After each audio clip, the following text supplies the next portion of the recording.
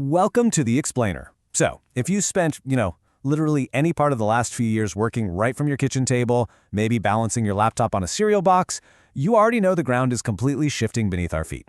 Today, we are absolutely tearing into a massive dynamic that is reshaping where we live, how we live, and what it all costs.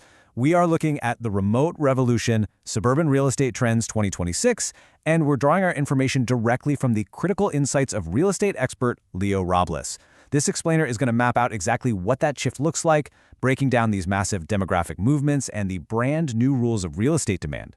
So get ready because we are unpacking the reality of the market exactly as it stands today. Let's just anchor ourselves in the year 2026 for a minute, right? Because we aren't talking about some distant, speculative future prediction anymore. And we definitely aren't talking about a temporary reaction to global events. We are unpacking the permanent, present reality of the market. The dust has completely settled, and 2026 represents the new, undeniable baseline. This is the year where those temporary corporate adaptations, like taking morning meetings in your sweatpants, have officially become the permanent structural foundations in real estate planning. Okay, let's dive into this incredible quote from Leo Robles. He says, in 2026, remote work isn't just a trend, it's a fundamental shift. Honestly, that statement right there is the anchor for everything we are discussing today. Remote work is no longer just a temporary perk, right? It's not a passing phase to get through a rough patch. By recognizing it as a fundamental shift, Robles is pointing out that the very DNA of real estate demand has been permanently altered. I mean, the days of enduring a brutal hour-long commute just to sit in a gray cubicle? They're over. This single idea, that where we work is no longer tethered to a corporate building downtown, sets off a massive chain reaction that touches every single aspect of the housing market, from buyer wish lists all the way to neighborhood property value. So to truly understand that chain reaction, we really got to look closely at the definition of flexibility. In the context of the 2026 market, flexibility means ultimate freedom. It means companies are fully embracing hybrid or even 100% remote working models, and that gives people the absolute power to decide exactly where they want to plant their roots. Think about it. For decades, your home address was almost entirely dictated by your office location. You calculated commute times, you memorized transit lines, you basically planned your entire life around rush hour traffic. Now, you calculate your home address based on where you actually want to live. That invisible leash tying workers to the downtown corporate headquarters has been definitively cut. And this brilliantly illustrates exactly what happens geographically when you cut that leash. We are seeing a stark, undeniable contrast in migration patterns across the board.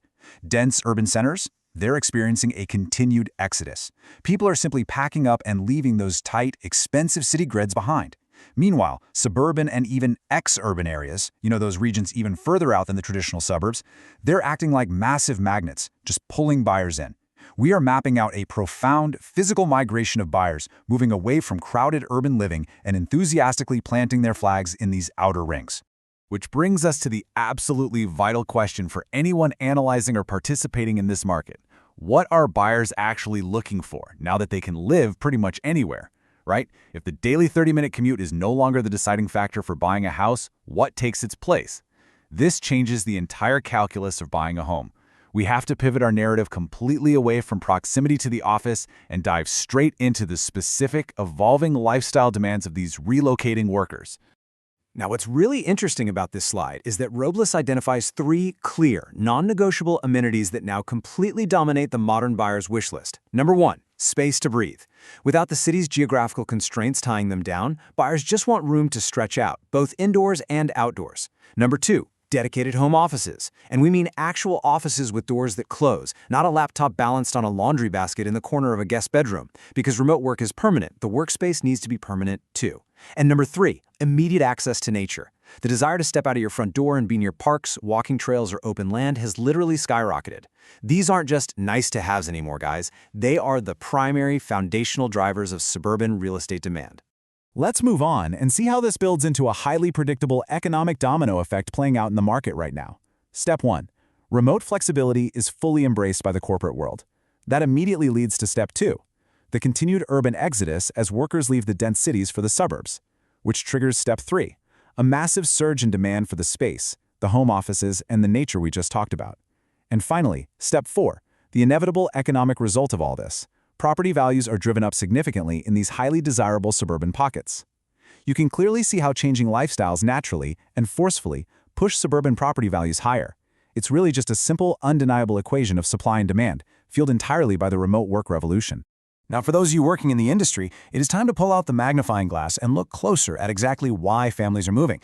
As Robles points out, this massive restructuring is creating unique opportunities for agents who actually understand these demographic shifts. This isn't a hurdle to overcome or a temporary market glitch. No, it is a massive strategic advantage. The real estate professionals and market analysts who can read the tea leaves, who truly understand the specific lifestyle goals of a family, leaving a downtown condo for an exurban property, are the ones who are going to thrive. It's all about aligning your strategy with the new demographic reality rather than fighting against it. So the crucial point is how this fundamentally changes the way we evaluate the market itself. Traditional market analysis relied heavily on local job growth. The old rule was simple. If a big factory or corporate office opened up in a town, housing demand went up. But in the 2026 market analysis, that local job metric is largely outdated. The new focus absolutely must be on the influx of remote workers who are seeking a completely different lifestyle. Robles is issuing a clear warning to agents and analysts here. Stop relying entirely on local job growth metrics. If a suburban town offers great space, robust home offices, and beautiful access to nature, it's going to attract buyers in droves, even if there are 0 new local jobs created in that specific zip code. Their jobs are in the cloud, their lifestyles in the suburbs. And that brings us to our final thought for this explainer. I really want you to ask yourself, are you analyzing local jobs or the remote lifestyle? If you are still looking at real estate primarily through the lens of local employment, you are entirely missing the biggest migration of our time. The key factor shaping today's real estate landscape is the remote worker seeking a better quality of life. I want you to take this question and use it to challenge your own market analysis strategy moving forward. The remote revolution is here, it's a fundamental shift, and it is permanently rewriting the rules of the suburbs. Thanks for joining me on this deep dive. Keep questioning the data, and I'll catch you on the next explainer.